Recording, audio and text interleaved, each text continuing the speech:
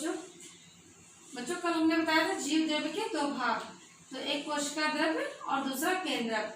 कोशिका द्रव्य में पाए जाने वाले कोशिकांग जो है वो बताए थे हमने, अंतःप्रद्रव्य जनिका, राइबोसोम्स, गार्जिकाय, माइटोकॉन्ड्रिया, तारकाय, लाइसोसोम्स और रिक्तिकाएं। तो गार्जिकाय तक कल बताया था, आज है आपकी बारी माइटोकॉन्ड्रिया की। तो माइटोकॉन्ड्रिया क्या है ये सुनिए। ये गतिशील पिंड है और अपना स्थान बदलने के साथ साथ अपनी आकृति भी बदलते रहते हैं। कोशिका में ये लाखों की संख्या में रहते हैं और ये कोशिका की शक्ति के केंद्र होते हैं। ये कुछ ऐसे स्रावों को उत्पन्न करते हैं जो कोशिका की उपापचय क्रियाओं में सहायक होते हैं।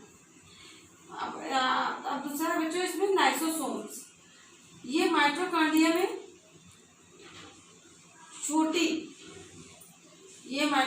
में छोटी या कुछ छोटी लगभग गोल थैले जैसी संरचनाएं हैं। इनकी कला एक इकाई कला होती है। इनकी संरचनाओं में विभिन्न प्रकार के पाचक एंजाइम्स भरे रहते हैं। यह एंजाइम्स प्रोटीन, कार्बोहाइड्रेट्स, वसा, डीएनए, आरएनए आदि के बड़े अणुओं को तोड़कर छोटे अणुओं में बदल देते हैं। अब आता है बच्चों आपका सेंट्रोसोम या तारक केंद्र। यह सितारे के समान का सितारे के आकार का छोटा सा पिंड होता है। यह सितारे के समान छोटा सा पिंड होता है जो बाहर के केंद्रक के पास होता है। कोशिका विभाजन के समय तारक केंद्र कोशिका के केंद्र का निर्धारण करता है और ये केवल जंतु कोशिका में ही पाया जाता है। अब आता है आपका रिक्तिकाएं। रिक्तिकाएं ये झिल्ली से ढकी हुई ऐसी संरचनाएं हैं जिनमें जल में घुले हुए अनेक पदार्थ जैसे लवण, शर्कराएं आदि होते हैं। इस घोल को सेल सैप कहते हैं। सेल सैप कहते हैं। ये जंतु कोशिका में कम तथा छोटे आकार की पाई जाती है। इनकी उपस्थिति में ही जल का आदान प्रदान होता रहता है और कोशिका में जल की मात्रा का नियमन होता है। अब आता है दूसरा जो भाग, जो द्रव का दूसरा भाग केंद्रक। तो केंद्रक कोशिका का सबसे महत्वपूर्ण भाग होता है। ये कोशिका का सबसे महत्वपूर्ण भाग केंद्रक होता है। यह उसके लगभग मध्य में स्थित होता है। इसका आकार सामान्यतः अंडाकार होता है। केंद्रक ही कोशिका के जीवन का मूल आधार होता है। यदि यह नष्ट हो जाता है तो कोशिका भी मृत हो जाती है। केंद्रक ही कोशिका की वृद्धि और प्रजनन के लिए अनिवार्य अंग है।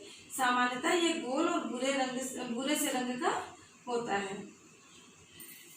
यह भी एक झिल्ली से आवृत रहता है। इसके अंदर भी एक तरल तथा चिपचिपा जीव द्रव्य होता है जो केंद्रक के बाहर के जीव पदार्थ की अपेक्षा या जो केंद्रक के बाहर के जीव पदार्थ की अपेक्षा गाढ़ा होता है। इसको केंद्रक द्रव्य या न्यूक्लियोप्लाज्म कहते हैं। अब केंद्रक द्रव्य या न्यूक्लियोप्लाज्म के बारे में सुनिए। यह केंद्रक भी झिल्ली के अंदर होता है। यह कोशिका के लिए जीवन आधार है। उसके लिए एक प्रकार से प्रशासकीय कार्यालय का कार्य भी करता है। कोशिका की रचना, उसकी आकृति, उसके कार्यों का संचालन और नियंत्रण करता है। न्यूक्लियोप्लाज्म में एक पदार्थ न्यूक्लियोप्रोटीन रहता है। इसे क्रोमेटिन कहते हैं। यह न्यूक्लियो अम्ल एवं क्षारीय प्रोटीन के मिश्रण से बनता है। यह साधारण महीन कणों के रूप में न्यूक्लियोप्लाज्म में फैला रहता है। जब कोशिका विभाजन क्रिया प्रारंभ होती है तो ये लंबे लंबे सूत्रों का रूप धारण कर लेता है। इन्हें गुणसूत्र भी कहते हैं। इनमें अत्यंत सूक्ष्म धागों के समान कुछ पदार्थ पाए जाते हैं जिन्हें जीन के नाम से पुकारा जाता है। इन्हीं के द्वारा पैतृक गुण तथा उनकी विशेषताएं संतान तक पहुंचा दी जाती है। केंद्रक वास्तव में कोशिका का सर्वाधिक महत्वपूर्ण अंग होता है। कोशिका के सभी जैविक क्रियाएं या कोशिका की सभी जैविक क्रियाओं को यह संचालित एवं नियंत्रित करता है। बिना केंद्रक के बच्चों कोशिका का जीवन संभव नहीं होता है। अब पढ़िए आप जंतु कोशिका और पादप कोशिका। तो आज बच्चों पढ़िए जंतु कोशिका। जंतु कोशिका, इसमें कोशिका भित्ति नहीं होती है, कोशिका झिल्ली पतली झिल्ली के रूप में ही होती है। जंतु कोशिका में लवक प्लास्टिड्स अनुपस्थित होते हैं। इसमें कोशिका द्रव्य संपूर्ण कोशिका को घेरे रहता है, पूरी कोशिका को घेरे रहता है। कोशिका द्रव्य जो है वो पूरी कोशिका को घेरे रहता है। जंतु कोशिका में रिक्तिकाएं या तो होती ही नहीं है या फिर बहुत सूक्ष्म होती है, छोटी छोटी होती है। जंतु कोशिका में एक तारक केंद्र सेंट्रोसोम पाया जाता है। सेंट्रोसोम पाया जाता है। अब आप पढ़िए पादप कोशिका।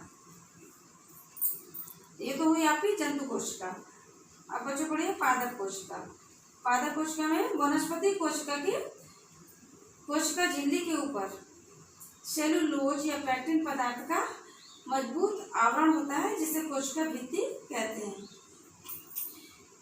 कवक एवं जीवाणु को छोड़कर हरे पौधों की कोशिकाओं में हरित लवक, रंगीन वर्गीय लवक तथा आवरणीय लवक पाए जाते हैं।